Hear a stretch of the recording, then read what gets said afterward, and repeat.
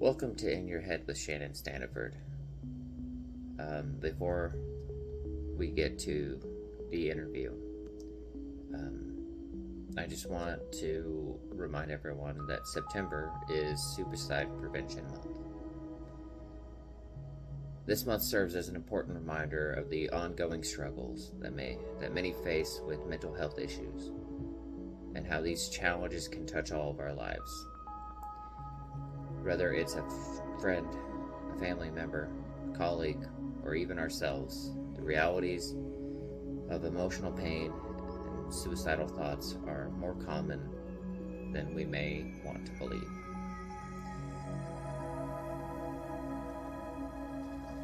Suicide is a topic that can be very difficult to discuss. It's crucial that we bring it to light. In the U.S. alone, over 47,000 people die by suicide each year, and countless others struggle with the thoughts of taking their own life. This isn't just a statistic, it's a call to action for each of us to engage, to listen, and to create an environment where seeking help is not only encouraged, but celebrated. This month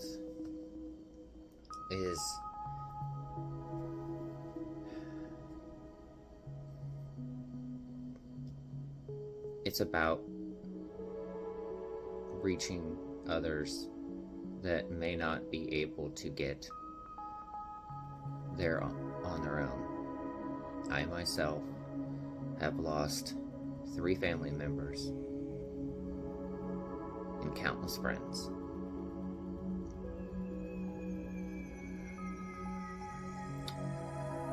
This show has been a place where many have come on and talked about how several of our guests have battled suicidal thoughts and ultimately overcame them. I've also had episodes on this show where guests have told stories about how those thoughts were other people that they knew, where that person could not.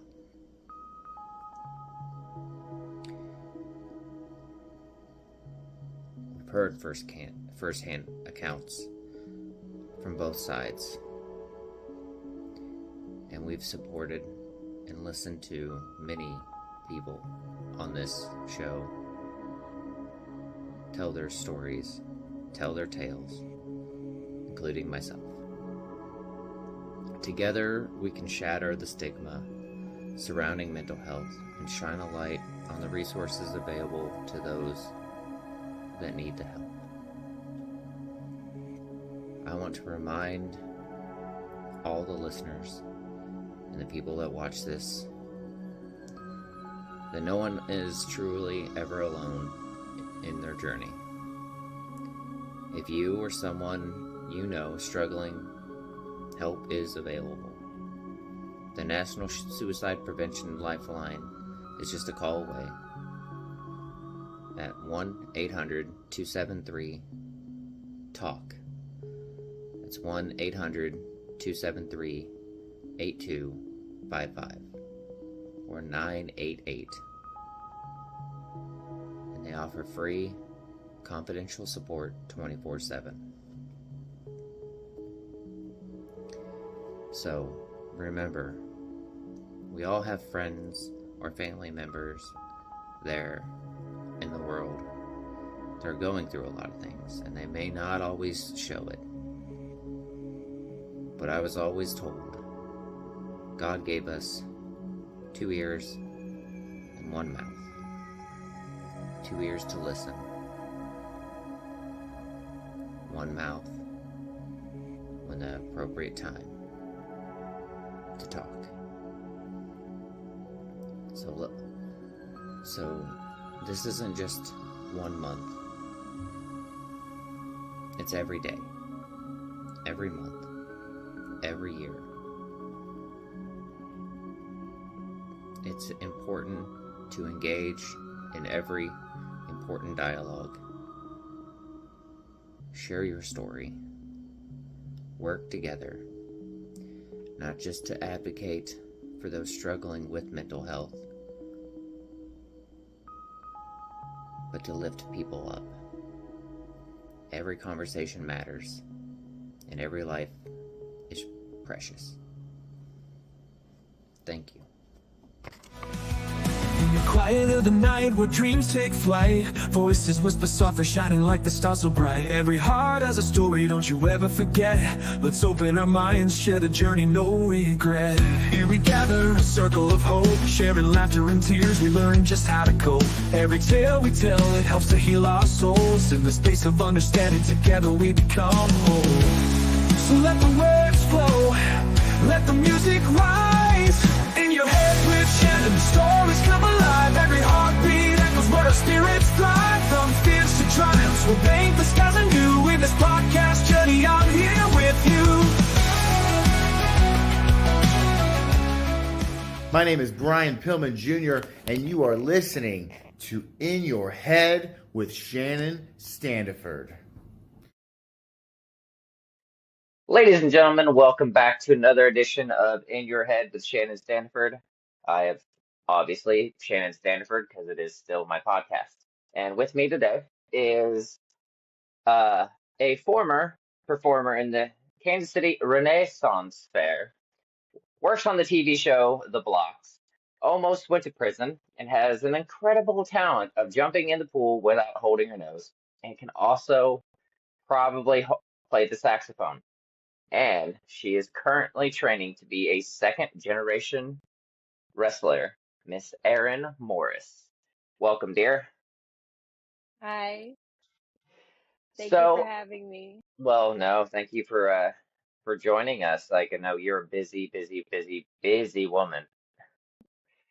Yeah, so a little bit, but A you little know. bit, a little bit. So, for the people that listen to the show, some of you might remember and some of you might not know. I myself have uh, ventured into the professional wrestling game many, many moons ago. And one of my favorite people is actually Erin's mom, who I actually got to wrestle in the most awkward match of my entire life because I'm sure you are aware, your mom is very beloved by the boys. So leading up to our match, like right before I go out, every single one of the guys was like, "If you hurt her, we will murder you." So no pressure. So no pressure. But it was fun. I absolutely enjoy your mom. You actually just came back from San Francisco, right? Yes, I did. Yeah. So how was your visit there? Oh my gosh, it was lovely. I love visiting California. It's actually one of my favorite places to visit, like vacation wise. It was one of my very first vacations I remember actually when I took when I was about 7. So it was just like going back to California was just like this nostalgia like feeling, and it was just great. And like I do want to move there one day. Like it's a big dream of mine. So, but like that was a really great trip. We did so much stuff and we saw really great things. And so it was just, and got to see family too. So we were with family the entire time and we just really got to soak in the city and it was just really nice. Oh, that's awesome. That's awesome. It is one place that I've always wanted to go. I mean, as a Niner fan, I mean, I obviously would love to, go to that city. But are you ready to get into some very hard-hitting, very deep stuff? Oh yeah, for sure, for sure. Okay. All right. So the first question, as always with this show, is what was Aaron's childhood like? So growing up, it was just me and my mom.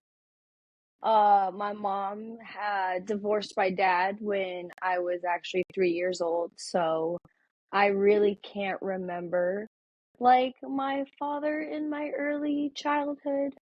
And when I do remember him, they're not the most pleasant memories because I just remember like crying a lot, like when I was there. Like because I just felt like, as a kid, I could feel it. Like he didn't want to spend time with me. He didn't want to really like I just could feel it. And also on the time he was on drugs. So, you know, so and as an adult now I understand that perspective and I understand where he's actually coming from. But like as a child, like I just couldn't understand it. So I just cried all the time. But with growing up with my mom, I mean we had like we had a lot of adventures for sure. I mean, like my earliest memories with my mom are of professional wrestling. And my earliest memories are of the locker room and like getting to know the boys and like getting to see my mom train. And so like I had a lot of road trips as a kid. So like road trips are like one of my favorite things now, but like just like especially wrestling road trips, but like road trips as a kid. And then my mom did take me on vacations. So I did like get to go to California and we went to Texas and then to visit family. And then we just went a couple bunch of other places, like North Carolina, South Carolina.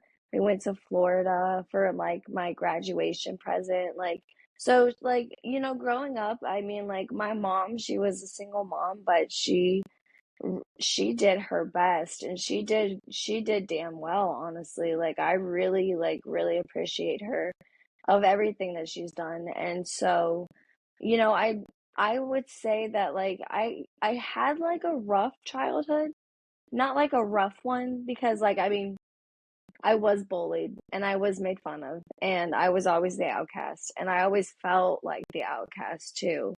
And so, and I always felt that way ever since I was about 18, 19, 20. So it's just like it was hard to fit in, and especially like in the school district that I grew up in, it was just hard to fit in. So, um, but like, like I made friends and like I made friends with the weirdos and like the weirdos loved me. So like so like being with the weirdos were awesome.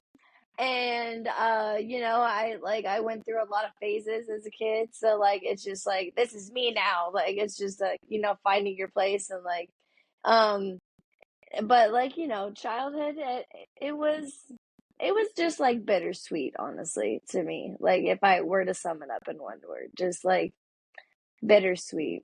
So So, with your dad not really wanting to like spend that much time with you, and and unfortunately the drugs. Growing up, did you have any kind of like resentment, or like just did it like really just like bother you like at all? oh yeah, I held a lot of anger for a lot of time towards my father. And it's because I couldn't understand. Like I couldn't understand where he was coming from for about 2060 until about last year, actually. Like I kind of healed from it just from last year, and I finally came to a place of peace from it last year. And so like, and I'm still working on it to this day. Like it's still like a work in progress things towards me because I have to catch myself. I'm like, the man's sick. Like you can't expect him to be a full dad, you know? Like you can't expect a mental like he's mentally ill, sadly, and he doesn't want to really work on this mental illness as like we all kind of should. And so it's just like he goes through life just as a free spirit, and I have to accept that. But as a kid, I just couldn't understand. Like, I was just like, why is he not being a dad? Why is he not protecting me? I don't get it. Like, I'm confused, and like, like, my mom did her best to try to understand and like and put it into perspective for me, but it wasn't until I really went into therapy that my therapist started to put it into perspective to me a little bit better. And that's what made me like really click in my head last year. I was like, oh, okay, I get it. But man, ooh, as a kid, I just so much anger, and like, and all the anger that I held was towards him and towards other things, but like I never wanted to ask myself why I was angry though. Like, I never asked myself that until about like 2 years ago. And then I was like, why are you so mad all the time? Like, where is this anger coming from? But, I think as a kid, I just I couldn't put two and two together. How did when obviously whenever like you're young and you don't really kind of know exactly how to express your anger in proper ways, how was it that you expressed it? Oh gosh. Man, as a kid, I secretly smash things. I would throw things. I would throw tantrums sometimes, but in private, I would cry it out. It wasn't until I got into the Renaissance Festival that I started to place my anger into my acting and into my, um, you know, like, not career. I mean, I guess career, like my work ethic. Like, I started to place my anger into my work ethic. I was like, like, my mom's hardworking, and I'm like, I gotta prove myself, like, and I always feel like I have to prove myself. And especially I felt like at the Renaissance Festival at the time, I was like, I have to prove myself, so I have to work. If she works hard, I have to work secretly like twice as harder, like I have to like step up the game. I have to like be this, I have to be that. So like, and then like secretly, I didn't want to end up like my father. So like, I was just like, I have to place this anger towards like dancing, like, which, and something physical, which like I started exercising too, and like, and so like all my anger and stress were like placed into physical activity, which thank goodness the Renaissance Festival was such a physical thing. I mean, especially what I did. I did the most physical things at the Renaissance Festival because I was extreme, and I wanted to be like the adults. Like, when I was 14, from 14 up, I just wanted to be an adult. And I just like, that's kind of when I lost my childhood. That's when I lost my childhood, really, is like when I was 14, as I stopped wanting to be a child, and I started to want to be an adult, and I started to work towards wanting adulthood and freedom. And I think it's because I hung around all these adults that were independent and financially independent from their parents, and like they were making it. But I mean, when I look back now, they were like 22 and 23, and I'm like, oh, oh, honey, they did not have it together. No, they just acted like they had it together. And like maybe they put on a front in front of this child. So it's just like, I get it now. Like, they did not have it together. Because when I was 22 and 23, there's no way in hell I had it together. So No. it's just, yeah, yeah, yeah. But man, all the anger, I finally just like let go of it last year. I was just like, I need to heal from this. I need to stop being so angry. And now I struggle with PTSD. So like the PTSD from some of the extreme things that happened in my childhood just like are coming back and like haunting me, and like the anger just like is rising up again, and I'm like, whoa, whoa, whoa. We don't need to be so angry. We don't need to live on survival mode. We literally live at home and we're eating 3 meals a day. No one's gonna kill us. We're not being hunted for sport. Like it's fine. Like, but yeah, sometimes I still have that anger like come up, and it's hard to place it. Yeah, it is a very hard thing to do whenever you have so much anger just boiling through you like all the time. It's very tiring. So like because of like all the anger and stuff like that, is when exactly did like the anxiety and just like the weight of everything just like do you remember that specific moment where like it hit you for the first time? That like I have like anxiety. Yeah.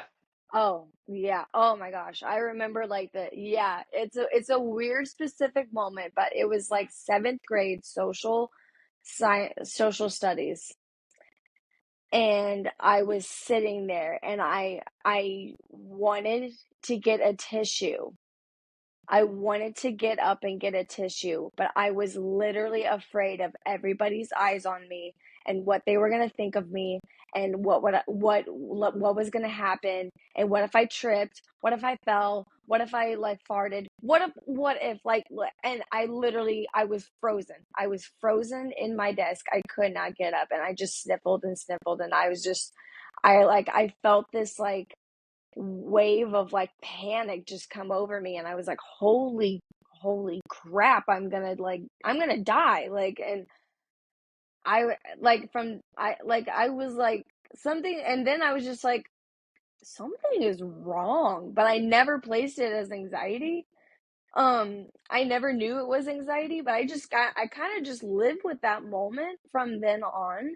And I was just like, okay, I feel weird. Like it was just like I it wasn't like, oh, I have anxiety. It was like I feel weird. Like, and I was like, oh my gosh, I feel like I'm gonna have a panic attack all the time. And like I it just like just it just crept up, like. And like the depression hit me when I was like 6. Like I knew I was sad like when I was like 6 years old. Like I just knew I was a sad person because I was like, I'm a freak, I'm an outcast, I don't fit in. I'm a weirdo. I'm sad. Like I'm just like I was just sad.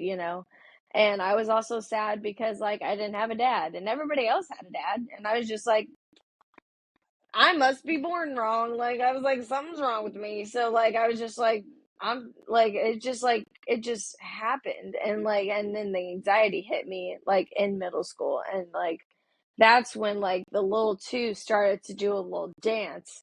And I started to develop insomnia, really bad insomnia.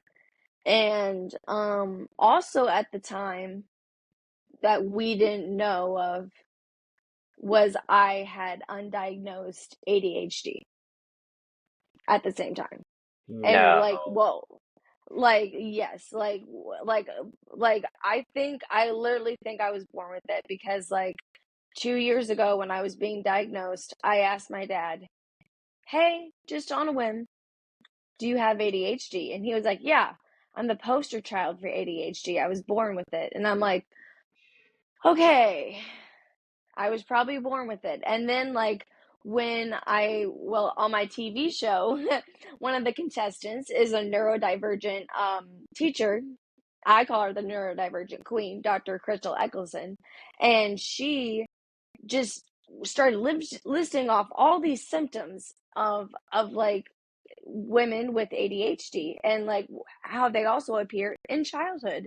And when I listened to those symptoms, I was like, wow, because one of the symptoms is like severe shyness. And like I was very shy as a kid. Yeah, you And were. also, yeah, yeah, yeah. Like women with ADHD, we are shy. Like we are actually we like to observe and then we like to speak. I'm getting better about my shyness now. I think college helped. But like I do like to observe before I speak. And so, but it's just wow, like yeah, like when she started lifting off those symptoms, like I was like, oh my goodness. So I had three mental illnesses going on at the same time. Like Whew. and I was and like we did not catch any of them, right? Until like 17, 18. But like, oh my goodness, like it was just like living with all this in childhood, it was insane. Like especially with the anxiety. Like the anxiety was the worst part. Like I could live with the sadness, you know. I'm just like, you know, because I could exercise or do something or just, you know, get my dopamine up. But like the anxiety, that really killed me because Yeah, like that's a crippler. yeah, I lost out on so many social things. Like I literally was supposed to be like a tennis star. I was supposed to be a tennis star. I went to the club at high school. I walked in, saw all the girls, saw they were already having friends. I walked out. I was like, there's no way. I was like, there's no way I can make friends. I'm not a popular girl. I'm not an athlete. I can't do this. Like, so many just anxiety, anxiety, anxiety. And I just walked out. And like, I kick myself every day because even though I enjoyed my time in the Renaissance Festival, I should have done tennis. And maybe it would have like made me a little bit better of a wrestler today, you know? So it's just like, I'm just like what if but like you know my time at the Renaissance Festival, I mean, yeah, that can't be beat. I was in a golden era, honestly. So Yeah, okay, so we've brought up the Renaissance Fair several times. And you spoke about like you needing to prove yourself. If I'm not mistaken, your mom was the queen for quite a while, right? yep. So that's that. So the pressure is there, that's, your mom's the queen, so all eyes are on you on how you're going to perform, how you're going to do. So, uh, so you spoke about needing to prove yourself. Like, what did you do specifically to try to prove yourself to everybody?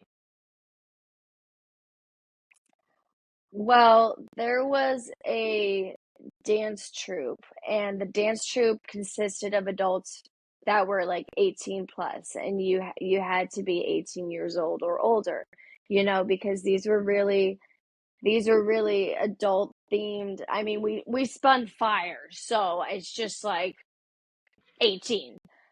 I So mean, I didn't get the anxiety with that one, but okay. yeah, like, and for some reason I had felt no anxiety when I was doing that. And I'm like, okay, so when I do dangerous things, it's fine. So like, Makes yeah. sense. But I wanted to be a part of this dance troupe. And so the year prior, when I was 13 years old, I led a dance troupe of my own of just children. And I proved myself for leading, literally like babysitting children, leading children, coming up with dances for children. Like I did it. I did it with the help of adults too, but like I did it. And like and then when I the year after, like they invited me to step in, like well when I was 13, like for 2 days they invited me to step in and do the adult dances, and I did. I kept up with all the adults, and they were like, all right, 14, she can do it, she's Wendy's kid, let's do it. And so I had to just work my just I'm sorry to say this, but I had to work my ass off. I mean, we ran miles, we were weighed, we just fitness, like ab workouts. Like I was 14. I was just 14. I mean, I threw up sometimes. It was intense, and like I cried, and sadly I fell in love with this man that was 7 years my age, and then he fell in love back, and so like then my mind was clouded for the entirety of like 14, 15, and then that's when I became, that's when like the dark thoughts really happened, and like that's when everything just started. Like that's when like the self-harm happened, and like that's when it just all went to hell, and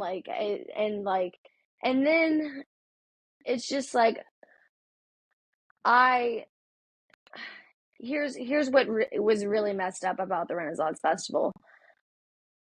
At 14, I went through this to prove myself. I proved myself. The next year, I got to just choose my role. So I chose to be a satyr because that's what my boyfriend was going to be. And then he broke up with me in the middle of the festival run, like right in the middle of the festival run when I was 15. And I just quit. Like I just quit, I was just like, I'm just gonna quit. And I quit mid-festival. And then the next year I was punished. I could not I could only be one role, and that was uh my mom was queen, and so I had to be her sister. And so here I was back at bottom, like square one. I had to prove myself yet again. And this time I was coming back like from a deeper hole because everybody knew word gets around. And of course, this was before the Me Too movement. All the blame was placed on me. It was my fault that I was statutory raped. It was my fault.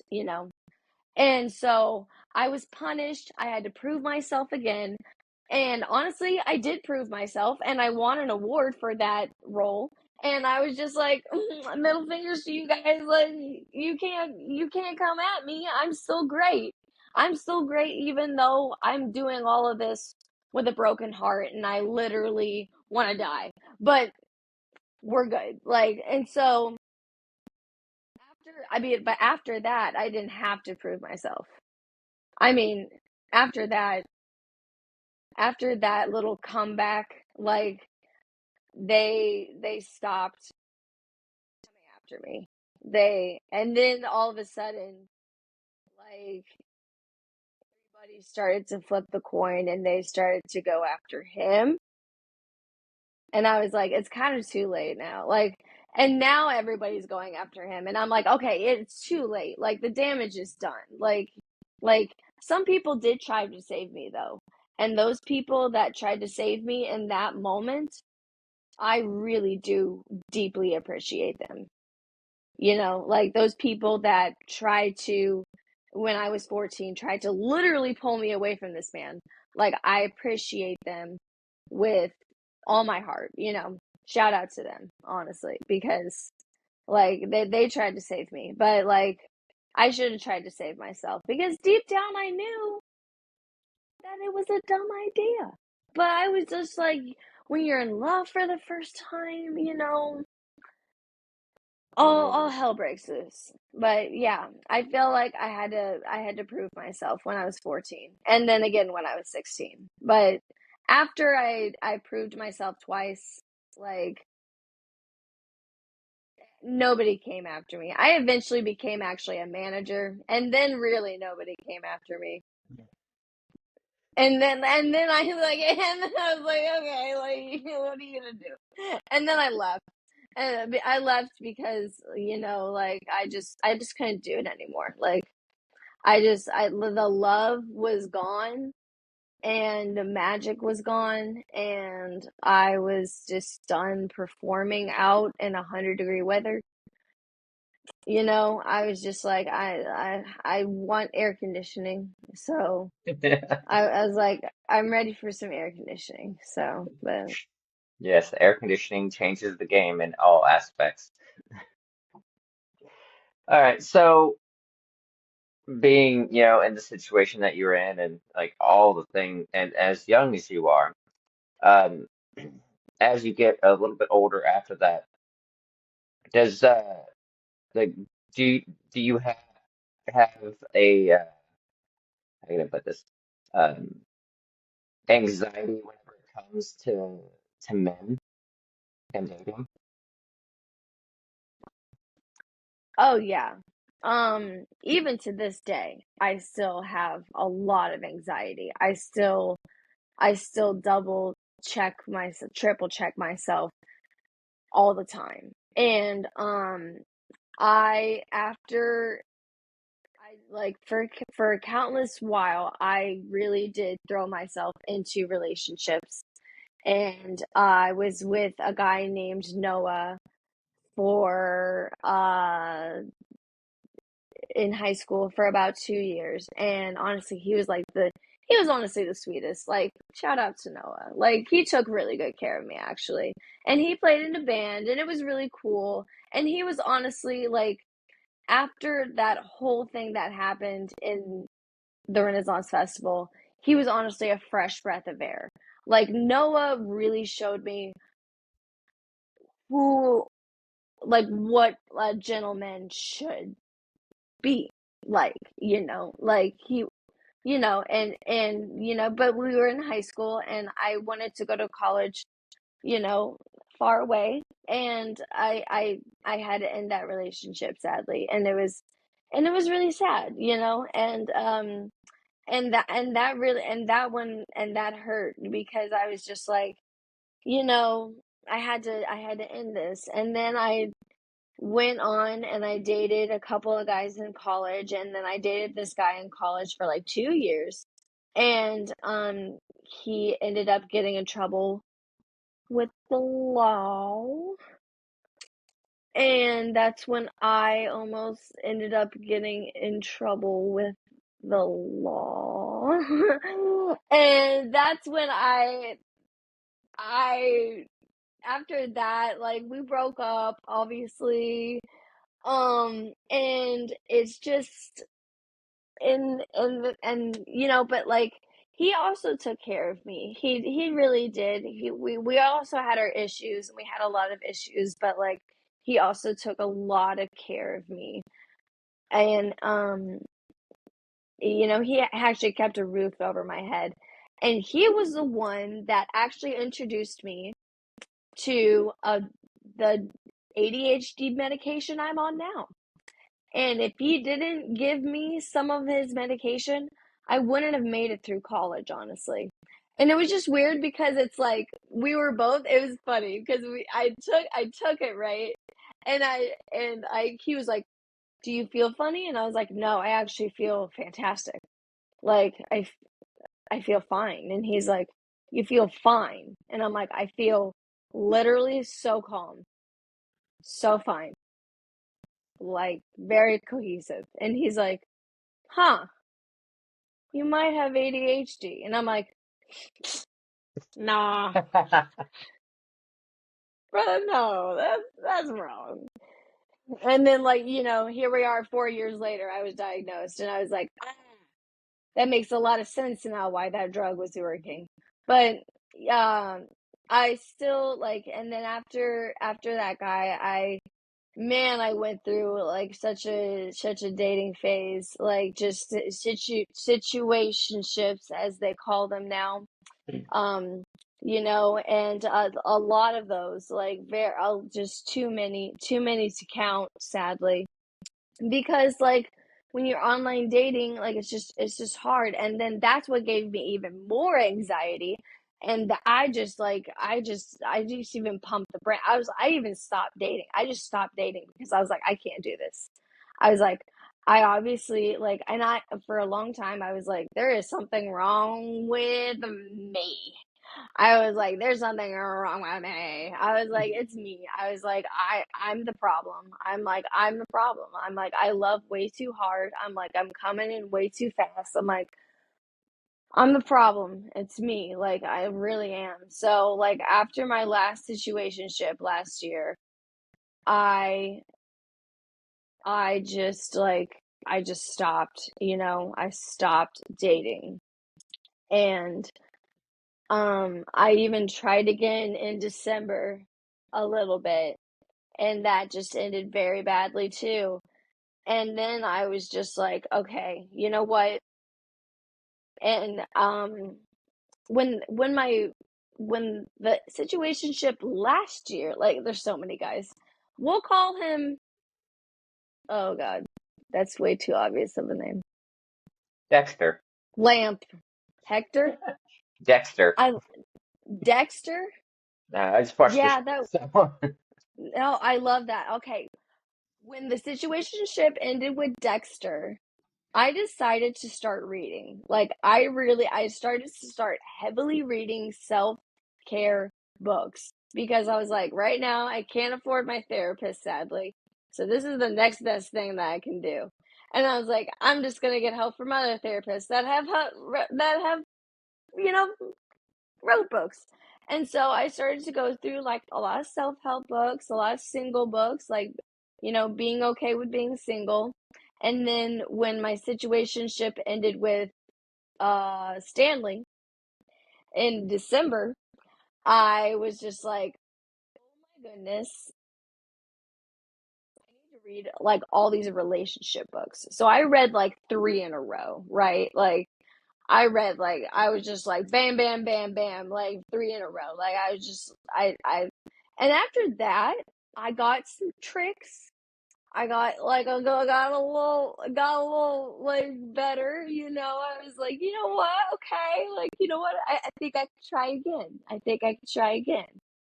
And then I I found a wrestler, and we are okay, oh come on, come on, come on. I don't want an online date. I don't want an online date. And this where am I going to meet people? The bar and get shanked in the hallway? No, I don't think so. Like I'm not doing that okay, again. no, listen, I get where you're coming from, but I also know the boys. So I would like to think that all like there's really great guys in there, but if you actually talk to us, we will all say we're horrible, horrible individuals. So if you're gonna date a wrestler, a fellow worker, be careful. I'm being like we're already 6 months in. Okay, I'll just say, Like it's a dangerous game to play. But it is a dangerous game to play. those that can survive it with everything intact, sanity goes out the window the minute that you decide to be a wrestler, but that's neither here nor there. Uh, if you're gonna date a wrestler and also be a wrestler, be careful. I'm being so careful. Okay. I I I pinky promise, like it pinky promise, like it's just I literally I even did my research on him. Like I even Smart. asked around, like, and everyone was like, honestly, he's a really good guy. He's really sweet, and I was like, you know what? I'm gonna go for it. And it's 6 months in, and I like it's going pretty good. We've gone to a couple shows together. I go to support him, and like we even train together. And it's like really sweet, honestly. Like, and he's helped me Well, out a lot. And that I will say this, there's not too many relationships out there that whenever you're really frustrated with your partner, that you can get into the ring and beat the shit out of them. And everything's okay. Exactly. Just like if I'm mad at him, just gotta put him in a little headlock, you know? Even though he says he's unheadlockable. I doubt that. The man has to sleep sometime. It's very easy. No, I'm just kidding. But um even in this relationship, I still have a little bit of anxiety, even though I did a lot of reading and I did a lot of grounding, but like I still have a little bit of anxiety because I'm just like, now I'm in this relationship and I'm like, am I moving too fast? Am I moving too slow? Like like oh my goodness, like just like and then like I just literally remind myself, I'm like, dude, you're like first of all, you're like 27. I'm like, you need to chill. Second of all, like who cares what other people are like, how fast they move, how slow they move? Like every relationship literally moves at a different pace. And I'm like, do you like the pace it's going now? And I was like, yeah. And I'm like, so why are you frustrated? I was like, are you just getting worked up because you want to get worked up? And I was like, probably. It's just like, so it's like checking yourself, it's just like, and now I just like, I just take one day at a time. And like, if I get to see him that day, like it's a really awesome treat, and especially if I get to see him wrestle. Like I love to see him wrestle. Like it's one of my favorite things. And like one of our favorite things is just to watch wrestling. So, but I still have a little bit of anxiety because those thoughts still pop up. And like, I'm just like, I don't, and I also like have anxiety of just like, I don't want to do anything to mess it up. Like, I'm like, oh my goodness, like, I don't want to say something wrong. I don't want to like, make him mad. Like, I don't want to, like, because I don't want to like lose him because I have that like fear of abandonment. Like, oh my gosh, everybody's gonna abandon me. Like everybody's gonna leave, and so I'm just like, I still have like a lot of anxiety, and and I also tell him like, hey, sometimes I need reassurance.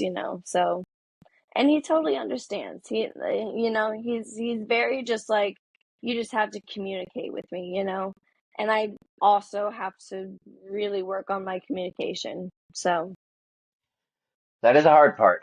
I know with me and my fiance, I'm not big on talking, which is weird, coming, doing this kind of stuff and being in the business, like I did a lot of talking, but here and, in the ring, I was always somebody else. Somebody else likes to talk. In real life, I'm not a big talker. So like me and my fiance, that's something that like we kind of struggle with because they're so like especially with us being long distance, it's one of those like you have to talk like on the phone all the time. And I'm over here like, eh, all right, here we go. Or just very long, awkward silences. That's usually my thing. She does a lot more talking than I do, which is fine because she's Latina, so they talk a lot. So it is like the art of communication is definitely something that like if you're not great at it, you definitely have to do it. You have to learn to be good at it. I mean, you don't have to be great, but try to be better at it every day. So it's a little text here, a little phone call there, uh, and and speaking of, if new guy is really kind of bringing you to a place where you can be comfortable and happy and joyous and and that's just his presence and but that's you bringing yourself out of all that. That's great, and I'm happy for you. I mean, and for the listeners, like earlier whenever I was introducing you, like I've literally known Erin since she was a child. Like we first, like whenever I first met your mom, you were right there. So like I've known you since you were a child, and to see this version of you, and hearing all this, I'm super happy for you to be in a place where you can be a little bit more yourself, and like those doubts and those worries about relationships. I mean, I get it all the time. I know my fiance gets it all the time. Like we're constantly worried that we're gonna say something that's gonna make each other mad. But like every relationship has issues. Like every relationship has differences of opinions, and as long as you communicate with each other, I think you'll be fine. Yeah, I'm definitely getting better about like voicing my opinion and like voicing if I don't like something or like if I want something changed. But also like at the same time, I'm like, okay, don't be so high maintenance sometimes. Like I'm just, it's just like it's like don't be so high maintenance. I'm just like you can't have the 6 foot man in finance with a trust fund with blue eyes, okay? Like you just can't have it. I Like, mean, you can, but I'm pretty sure it's going to cost you a lot of money because I'm pretty sure that's like there's like got to be like a mail order bride situation here or mail order groom kind of thing for you. yeah, I would I just don't have that kind of money, but I'm happy. I'm happy with the man that I have right now. He's very sweet to me and he's funny and and he like reassures me. Like and so and it, like he's just and we're workout buddies, like and so like oh my gosh, I had a lot of anxiety. That was really fun. Like the first time we worked out together, I had so much anxiety because I was like, I have to look cute. I have to like don't sweat too much. Like don't do too much cardio. Like I'm like don't like listen to your music too loud and I was just like going through all these things and like and now when I exercise with him, I'm just like move out of the way. Like Yes. I'm Okay. like, Yeah. why are you not doing so much cardio? I'm like, you're a wrestler. You need to do cardio. I'm like, are you forgetting abs? We have to do abs. I know you have abs already, and I know they show. They look fantastic. Congratulations. But some of us don't have abs. We have to still do abs. And like so it's so funny. I'm starting to open up like more and more and more. But it's like it's a little sad, like, at the same time because I was so, like, not damaged, but it's just, like, so much, like, disappointment over the past, like, 4 years of, like, past dating that, like, when I got into this relationship, I was just like, okay, like, it just there's so much anxiety of, like, I don't know how to be a girlfriend. Like, I was like at first, I was just like, "Oh my god, like, how do I do this again?" And I was just like, I don't actually like. I was like, this is the first like the he asked me to be his girlfriend. I was like, his actual like the girl and the friend like the put together, like like one word. There's a statement. He introduces me as so. Oh my goodness. Oh my lord. I have a heart attack. Like I was just like, oh, like like and then I was just like, how do I do this again? I was like, do how do I act? I was like, I don't even how annoying can I be at first? Like, I was like, oh my good, like, like I was just like, goodness gracious, like, I was like, oh, okay, like, I was like, ooh, like, but it was.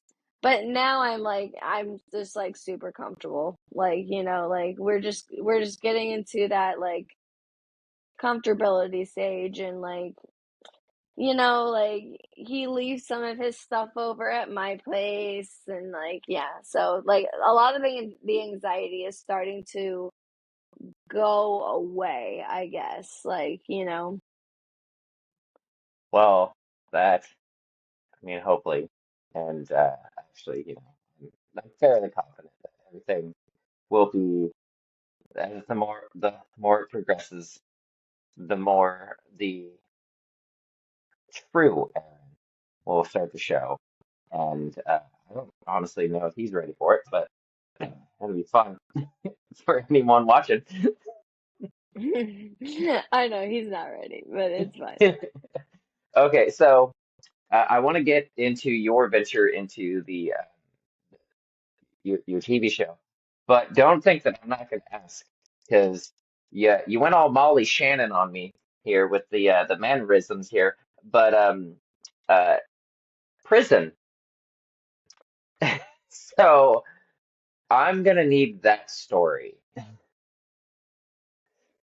I think it's okay because I don't think my ex will ever see this podcast, so we're fine. So we're just gonna call him Felon because that's my nickname for him in my phone actually. Um Okay. yeah. And so Felon and I dated for about 2 years, and he sold marijuana. But we are not talking like, quarters, eighths, the little stuff, the little nickies, no, we're not talking that. We are talking bricks, and we're talking like pounds. We are talking like 10 pounds like worth of product. Like it's big quantities. Like we moved big quantities, and over the years he started to get bigger and bigger, and then we sold wax, and we had these like slabs of marijuana wax and in our apartments, and like it was a little insane. I never really participated in any of it. Like the worst that I did was go with him to a couple of these houses because I was dragged there because like I wanted to go get dinner, but he's like, "Oh, we have to stop at so and so's house before." It was so annoying. It was very annoying. I was dragged to a lot of people's houses, and like I did not enjoy it. And like I just wanted to go get dinner, like I was hungry. And Like he's and getting in the and way of this woman getting her food. yes, and that is a crime. And It like is. I know you're trying to make money, but like, do it the American way. But like I don't know. Like I guess that really is the American Yeah, way. I No, guess. I'm just Yeah. well, no, I was like, never mind. Hold on. What are you talking A about? little bit, yeah.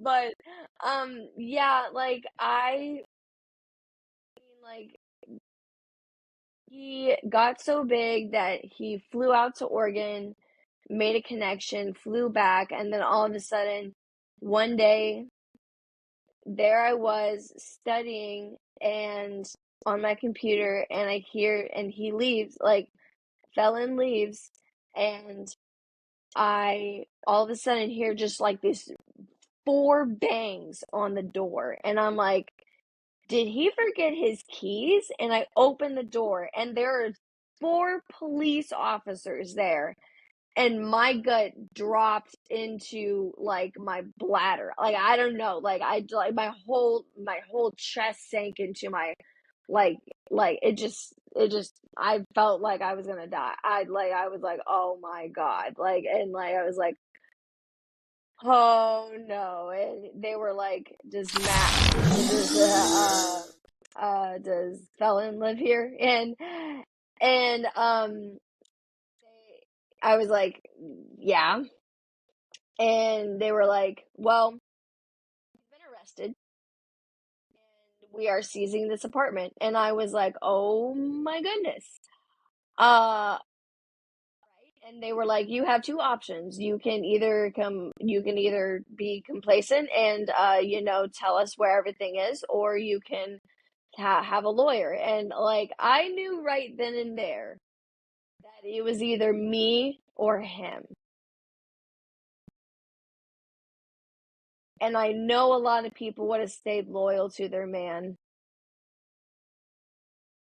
but I was building up resentment towards him for a while, and I was getting mad because he he just wasn't being a boyfriend. He was just being a drug dealer at that point.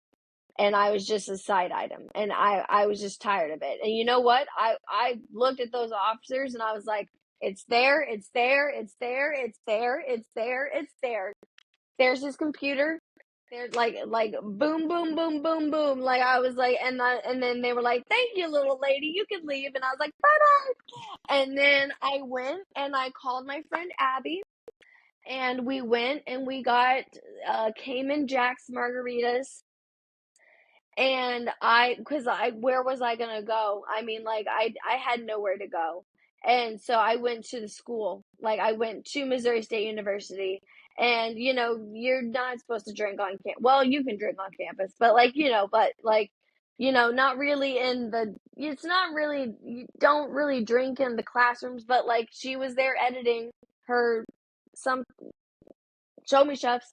And I just sat there and I drank and I cried and I cried and I cried and I was like, I was like, my whole life I was like, I'm going to jail, I'm going to jail. I was like, I'm going to jail. And then so Felon came back, like he spent the night in jail, came back, and we fought a lot, and then he got me a lawyer. And the lawyer looked at me and he was like, "Well, you have a 50% of going to federal prison." But then he said, "But pretty white girls don't go to jail." And I was like, I'm like offended for some reason. Like, I don't know. I just got mad. I was just like, first of all, why did you have to put race into this? Like, rude. Second of all, oh, because I'm a pretty white girl, I can't go to jail for selling drugs. I'm like, I could have been running the whole show. You don't even like,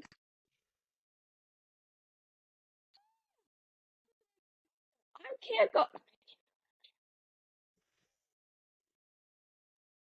Like, I was like, I don't like this privilege. I don't like this. I was like, I don't like that. I was like, I don't like where we are. I was like, well, we were in Springfield, Missouri, so it kind of made sense. But I was just like, I don't like this, and so like I left that, and then I made a decision. I was like, I'm gonna move back to Kansas City because one, I there's no way I'm gonna get a film and television job in Springfield, Missouri, and two, there's nothing. I mean, my friends are here, and like I love my friends, but like I need a good job. Like I need to start making money because like I I I was a barista forever, and like I want a big girl job, and I landed a big girl job in Kansas City. Not really.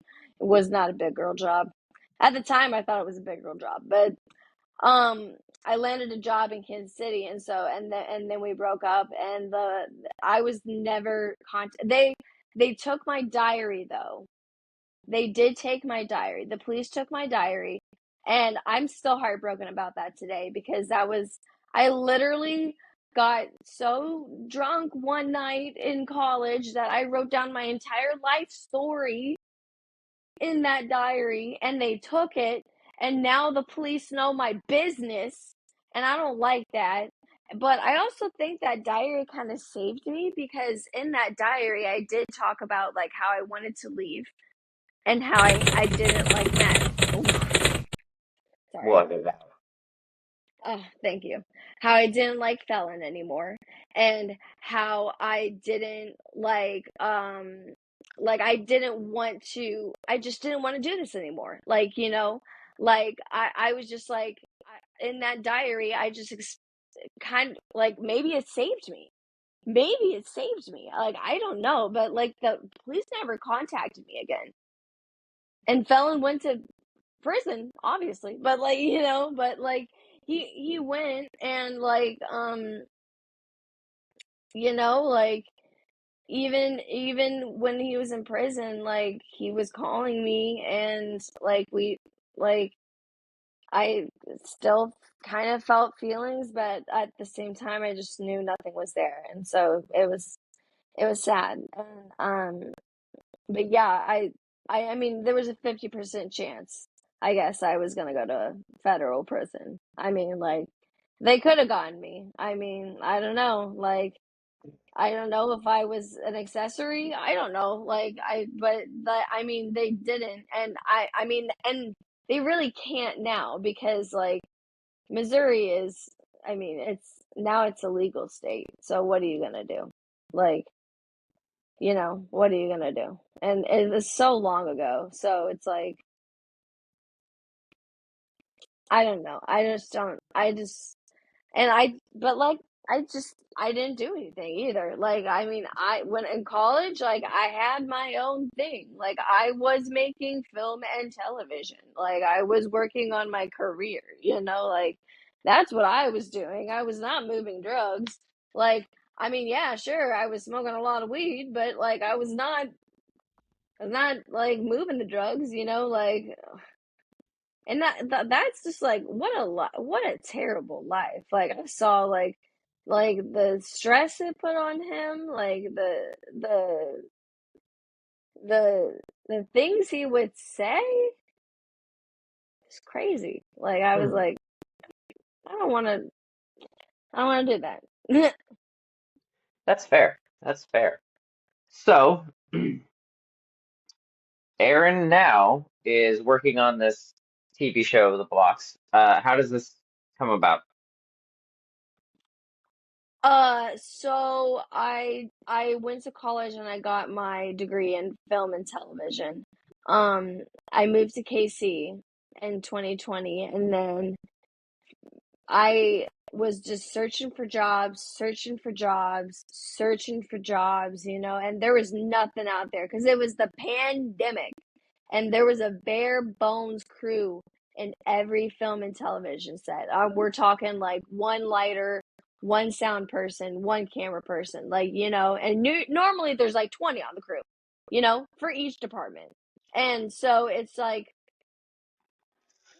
I couldn't find anything, and finally I found this gentleman, and like, well, of course I'm going to talk about him. He's my best friend now. Like, I found Alden, and Alden is an independent documentary filmmaker, and he's been in the game for like 20 plus years. Like, he has a knowledge of expertise. Like, anything you can think of, he can possibly do. Like, he's that good. So, of course I reached out to him and I was like, "Hey, like, I just got my degree. Like, I would love to be a producer, but I know I have to be a PA first, but like anything that you have, like, I would love to work on it." And he's like, "If we have something for you, I'll let you know, you know? And of course, like, I was just like, I'll probably never hear from him again. So, fast forward to 2022, Alden sends me, like, he's friends with me on LinkedIn. That's how I found him in 2020. In 2022, he sends me a LinkedIn face, like little messenger thing, and he's like, "Hey, can I call you about an opportunity?" And I was like,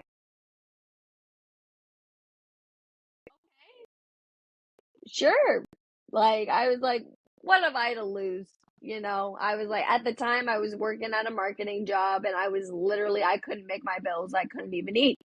And so I was like, what have I to lose? And so, like, I hopped on a call with Alden, and he was like, we have this thing called Blox. It is about entrepreneurs, and we're going to take about 60 entrepreneurs, put them through this class, test them on the class in a game show like competition, and then there are gonna be three winners at the end of the week. And he's like, it's a week long thing, it's a week long shoot. He's like, it's in Overland Park. Are you down? And I was like, sounds like a scam, but sure. Yeah, let's do it. Because, like I said, what have I to lose? What have I to lose? If I get stabbed in the alley, it's fine. Like, at that point, I was so mentally low in my life. Like, at first, I thought my mentally low point was when I was 15 or 16. No, that was when I was literally in like 2020 to 2022. Like, that was my mentally low point. I was doing like hard drugs and drinking a lot of alcohol. and making a lot of bad choices. So during this time when Alden called me, literally, what am I to lose? If I get stabbed in the alley, I don't care because I don't care about my life. So he onboarded me, and then he got me on to like there was day one, a day one on the blocks, and I I had no idea what was going on. And I went through day one, and like I just my fire in my body just came back alive. Something came back alive finally, and I was like, "Holy shit. I feel great." And I was like, "I feel great." And like, and it was just like camera work, like it was just basic camera work, and that's all I had to do, like I loved it. And I went through the week of the blocks, season 4. Season 4 was when I started on the blocks. And I loved it. I fell back in love, and I fell back in love with my life, and and I was thankful that my boss at the time at my full-time job let me do it. And I was like, oh my goodness. And then Alden was like, you did a great job. Do you want to do season 5? And I was like, sure, yeah. And so I did season 5, and season 5 was just as great. And like, I was like, oh my goodness, I love season 5. And he's like, do you want to do season 6? And I was like, okay, I'll do season 6. And then by the time season 6 rolled around, Alden, I felt like I had to prove myself. So I worked super hard. Like, I worked my little tushy off. Like, I worked so hard. Like, I like learned the cameras, really tried to really got into it. Like, and Alden saw that. Like, and he saw me working hard, and he was like, hey, have you ever edited before? And I was like, yeah, I've edited things, I'm an editor. No, not really. I've never edited, not really. I was like, not a TV show. I was like, I've never edited a TV show. And he's like, you know what? We'll introduce you to some baby steps, and we'll see how you do. We'll see how you do. And so I just started off like editing on the side for him, because he started jabbing at me a little bit. He was like, you should come work with me full time. And I was so scared, because full time meant like I'm not a W-2 employee full time. Like, I'm an independent contractor. Like, if the blocks blows up in my face, I'm like SOL full time. And I was just scared. And like, when season 6 rolled around, he was finally like, here's some intros. And I was like, okay. So I edited some intros, and he was like, you should just do it. And like, it was weird, but like, I did some tarot readings, and I did this like yes and no tarot reading online that I do all the time, that if I really can't make a decision, like for some reason that's the deciding factor. It's messed up. It gives you a percentage, so you can base your decision off the percentage. It's kind of neat. So I did this yes and no tarot reading, and I said, should I work for the blocks? Should I work on the blocks full time? Should I work with Alden full time? Because like, the blocks itself and the production of the blocks is totally separate things. But I was like, should I work on this production full time? And it said yes. And so I quit my full time job, and I started editing. And like, I just dove in full time. Like, I was just like, here we go. We're editing full time. We're getting this going. We're doing this. And I was like, all right,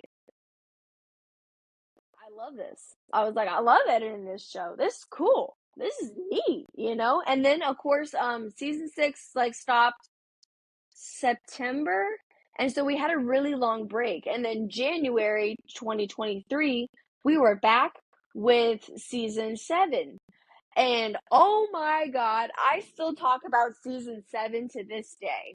And I don't know why, but for some reason, season 7 was literally like everybody on the crew was jiving. The production was jiving. It's like we had a workflow down. We had it like a well-oiled machine. Like, because like season 4 was really rough because that was our first season with 60 people in the grid. What are we doing? Oh my goodness. Season 5 got better. Season 6 got even better. Season 7 was amazing. Season 8, I ran out of my ADHD medication Oh shit. because there was an Adderall shortage and I couldn't get it. And I had the Adderall, what they call the Adderall crash, and it was just bad. I couldn't I was just like my whole moods were off, like I was crying. And I also got my heart broken like 2 weeks prior by this boy named, what did I nickname him? Some country nickname. We'll just call him Flannel. Hard hat, because he worked in construction. I had my heart broken by a guy in construction. That's a country song, I Embarrassing. swear. Had my heart broken by a guy in construction. He poured concrete right into my soul. Oh my God, this might be my favorite interview of all time. um, oh my goodness. But then I got my medication back, and then season 9, we moved from Overland Park to Tulsa, Oklahoma. So now this was my first shoot outside of Kansas City. Very exciting. It's very And we exciting. got to Tulsa, Oklahoma. Yeah, it was awesome. And we shot 2 seasons back to back though, and we'll probably never do that again because we were all at each other's throats by season. It was like season 9 and 10. By season 10, we were all like, "I'm gonna kill you!" Like it was it was not good. And but so like I mean, not really. Like it wasn't like that. Not really. I mean, but tensions were high because like everybody was tired and and it was just like it was really emotional because we were all like, oh my goodness, like we are tired, but like we all got through it. Like we all got through it and we all came out stronger actually because of it, because season 11 was awesome, season 12 was awesome, 13, 14, 15 was all, I mean like I mean every season has just grown bigger and better and faster and just stronger. And like my position literally started just as a camera person, and now I'm the first AD, I'm the first assistant director. Like I make these cute little maps of where the camera placements need to be and where the light placements need to be. I make the little interview questions before, because we interview the contestants throughout the day, like, hey, how's it going? So I've reformatted the interview questions so they're more conversational, and like I've just like made all these like, and now we're gonna be doing this training boot camp coming up, and I'm very excited about it. So it's like I've stepped into this leadership position, and I never thought that I would get here until I was like 35. Like I thought it would take me forever to get to where I am today.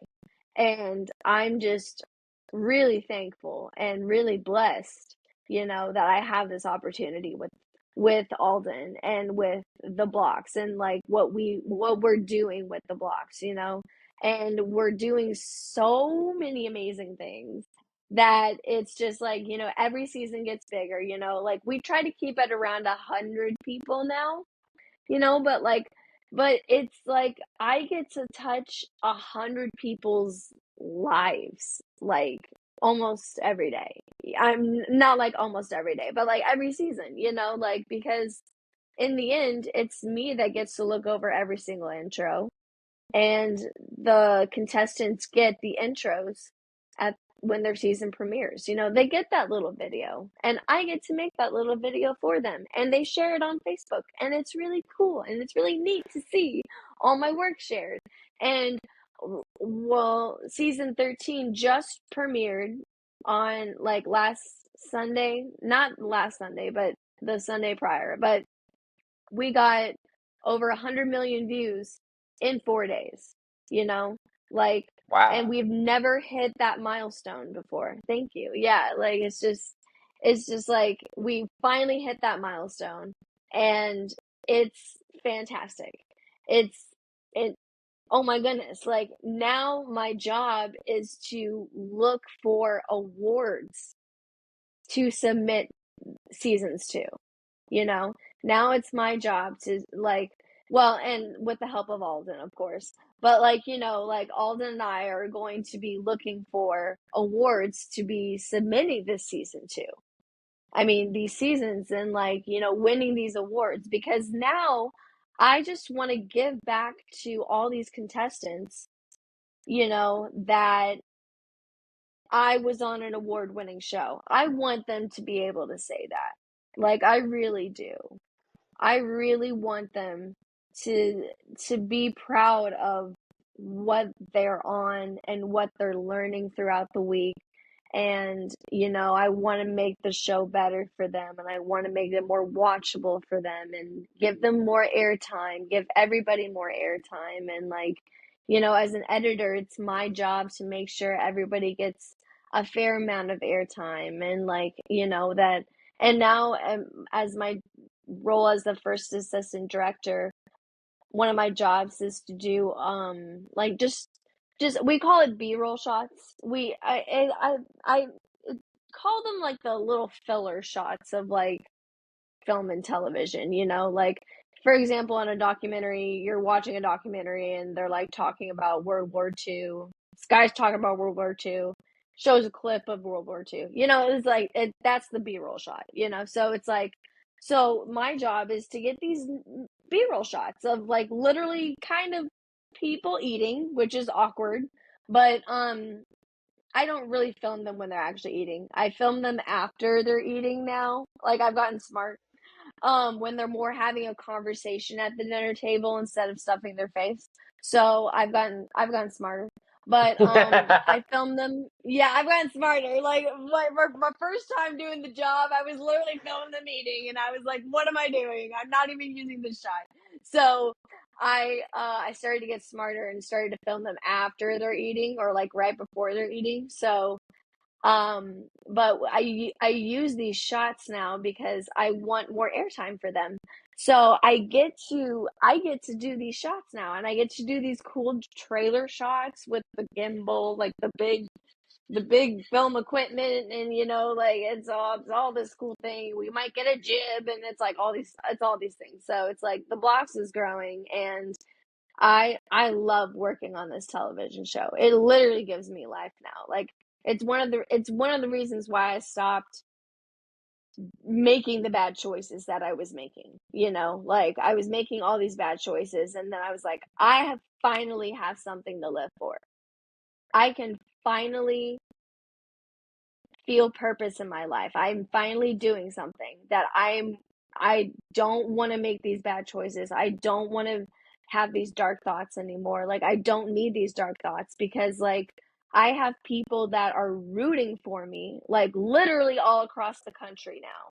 Like, all I have friends all across the country, and I am so blessed for that. Like I could land in a state and somebody will literally come and say hi to me. Like it's insane. So That's great. it's yeah, it's the coolest experience ever. Okay. So clearly, Miss Erin here is in a great place. I mean, you starting from the beginning, the absent father. the anger, the being bullied, the bad life decisions and stuff like that. And you've landed in a great place. So I do have to ask, what does Erin appreciate the most about life right now? Oh gosh. There's so many things to appreciate for my life. Well, first I really appreciate my family. Like I could not be here without any other support, especially through all my dark times. And then through all my illness diagnosis, that they've been through every single one, and they have literally just supported me so much. And then, I can't also do this. Like I'm really appreciative for my friends that have been through all everything, like literally everything, so. And I appreciate Alden, like really, really, really, really appreciate Alden because he took somebody that he clearly saw was on hard drugs and gave them a chance. And like I'm so appreciative that he took a chance on me and that I took a chance on me too. That that I could get better, and like I can do this, like I can do this. So like I appreciate Alden. And I just appreciate a lot of things. Sorry, I appreciate my dogs, because like I mean like they're what also like kind of gives me momentum. Like taking care of another thing is just like super rewarding. So I'm appreciative of my dogs, and and of my job itself. Like I appreciate my job because like if I and like I appreciate the creator of the show, Wes, because without Wes, like we wouldn't have the blocks. So I really appreciate Wes. And like Wes has done a lot for me too, like Wes is super sweet. So, and like it's so funny because he's an MTV star and he has to play this asshole, right, on MTV. And it's so funny because in real life he's just a giant teddy bear and he's so fun, So it's just so. And so I appreciate Wes for creating the show. And you know, I know I said my family, but I really appreciate my mom because right now she is literally letting me live like rent free in the house. Now granted, I do pay rent by cooking and cleaning and helping around the house, like you should when you live at home. But like, like if you can't pay rent, but like she literally doesn't charge me rent. So like it's just like. And she helps me out in so many ways, and like she's my soundboard, she's my best friend, she's like my rock, so if at the end of the day, like the person that I really appreciate the most is my mama, you know Well, you've got a great mom. I love your mom. She's probably. I used to say whenever I was doing wrestling shows that if your mom was there, or as we lovingly refer to her as Pip, if Pip was there, then it was going to be a great show because she was going to make everybody smile. She was going to make everybody feel welcome. Like she has that ability, and I know you could probably attest to this. Anytime that she gives you a hug, it's that mom hug that just takes anxiety and fear and self-loathing and it takes it all away. Not I have like other than my mom and my grandma, I had there's been like maybe like a handful of people that have that ability on me, and your mom is one of them. So like your mom is like Hall of Fame material right there. yeah, she really is. She's amazing. So I do ask every one of my guests, because I'm a huge, huge nerd, and I'm a huge fan of the show Doctor Who. You can go back in time in a TARDIS, okay, and you can meet yourself as a little kid, but you knowing you can't change anything. What do you tell young Erin? Oh man, I really would. I probably would go back to when I was 15 and I was crying at the Renaissance Festival, right? And I'd probably tell her, I'd just be like, dude, he works in solar panels in Texas. In Texas. You now work in film and television. Have over 100 million views. Okay, like that's all I need to say. Probably, like, does that make sense? I just probably just talk some sense in there. I just be like, I don't understand why you are crying over somebody with a potato nose. Like, I'm confused. Like, I'm so confused. Like, and I'm just like I like if you only knew how you felt about because like when I was when I was really 15, I felt like I needed a man. So and today, like, I don't need a man. Like, I don't need one around. I just like having one around because they can open jars. No, no, I like having a partner, and like I like having a partner of the opposite sex, even though I'm bisexual, but I like having a partner of the opposite sex because I didn't get to grow up with the opposite sex. So, and to me, guys are fun. They're fun, they're fun. And and they're fun to wrestle too, for sure. Like, I love training with my boys, love training with my brothers. Like, it's kind of weird, but I'm just like, if I was training with a woman, I'd feel weird now. I don't know. Like, it's gonna feel weird wrestling actual women. I don't know. But I would tell her, you don't need him. You don't need him, and you don't need any man. Like, I'm like, you need you, because at the end of the day, it's you. I'm like, it's you that's gonna like make it. I'm like, it's you, and it's you. I'm like, because deep down that you're the shit. Like, it. Like, you've always known it. And like, even though you have depression, anxiety, you know, ADHD, like, it's all gonna be okay. Like, you will figure it out. And you'll get on great medication. Ah. All right, so I'm gonna have to do this in a while, but with with you being who you are and what you do, I'm going to give you free rein to promote anything that you want. Right now. Go for Oh gosh. Goodness gracious.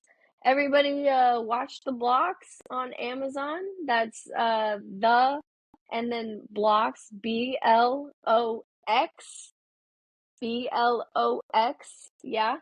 It's on Amazon, season 6 and 7, and we will have a couple more seasons up very soon, very, very, very soon. So, yeah, but you can find us on Facebook too, and you can also and if you're an entrepreneur, and think you have what it takes and apply to be on our show, we would love to have you. So, it.